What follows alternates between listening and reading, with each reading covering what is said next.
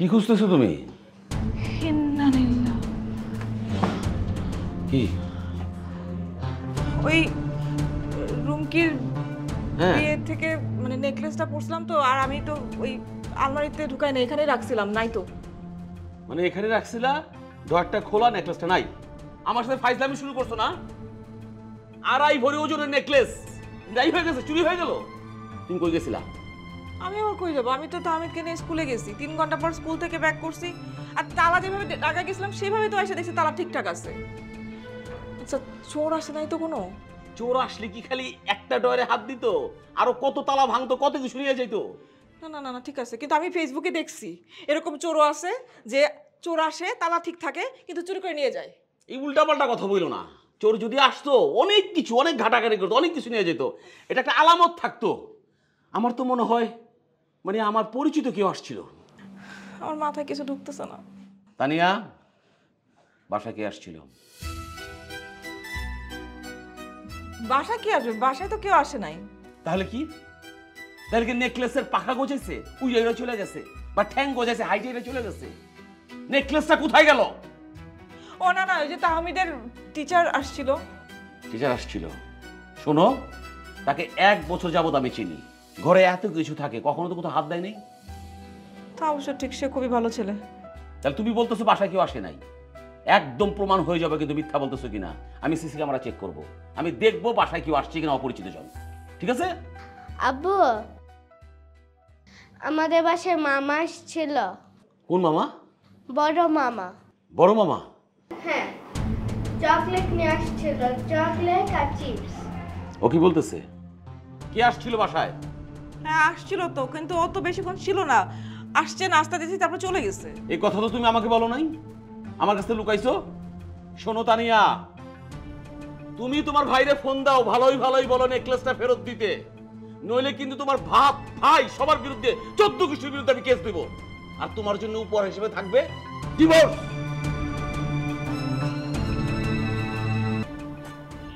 আমাদের কি শুরু করছোস? হ্যাঁ, বাসা বাড়ি ফলে রাস্তার মধ্যে কান্নাকাটি করতেছোস। এই মানুষজন দেখলে কি বলবো বলতো? বাসায় তো যাইতেই চাইছিলাম, কিন্তু আব্বা আব্বার সামনে এই কথা চুললে আব্বা মা সহ্য করতে পারবো? এই জন্য তো তোরা এখানে ডাকছি। তাইদের আব্বু আমার ডিরেক্ট বলে দিছে নেকলেস নিয়ে বাসায় না গেলে আমার ডিভোর্স করে দিবে। এমনিতেই সারাক্ষণ নানা রকম খোটা গালি গালাজ করতেই থাকে। নেকলেস না নিয়ে আমি বাসায় কেমনে যাব? ভাই, তুই আমার সংসারটা বাঁচা ভাই।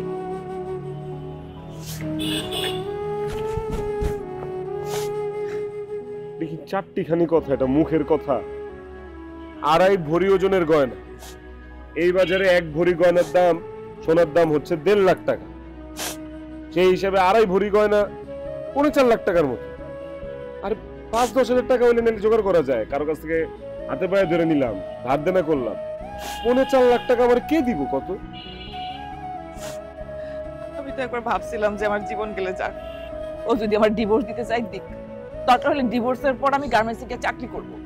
কিন্তু ওর তো রীতিমতো হুমকি দিচ্ছে যে ও নাকি আমার বাবা আমার সবার নামে মামলা করবে, কারণ নাকি ছাড়বে না। তুই এখন বল আমি কি করব? আমি একটা প্রশ্নের উত্তর খুঁজে পাইতেছি। এই এত দামি গয়না, এটা ভাইয়া চুরি করে আসলে করছেটা কি? আমার তো মনে হয় ও নেশা পানি করে। নিশ্চয়ই নেকলেসটা বিক্রি করে মদ টদ নিয়ে বন্ধু বান্ধব ফুর্তি করতেছে। বন্ধু বান্ধব আত্মীয় স্বজন কাউরে বাদ রাখে নাই। 5,000 10,000 20,000 যার থেকে যেমনি পারছে টাকা ধার দেনা করে নিছে। এগুলো নিয়ে কি সব নেশাপানি করছে? নেশা করদের কি কমন সেন্স থাকে নাকি? ওরা তো নেশার জন্য পালে বাপ মারে খুন করে, শেষ পর্যন্ত আমারে জবাই করে দিয়ে গেছে। কান্না করিস না তো, কান্না থামা, কান্না সমাধান হইব না।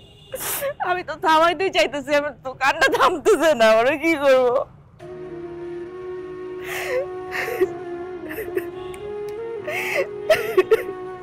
সত্যি সত্যি তাহমিদের আব্বু যদি আমরা ডিভোর্স দেয় আর বাসার সবার নামে যদি মামলা করে, আমরা মুখ দেখাতে পারবো?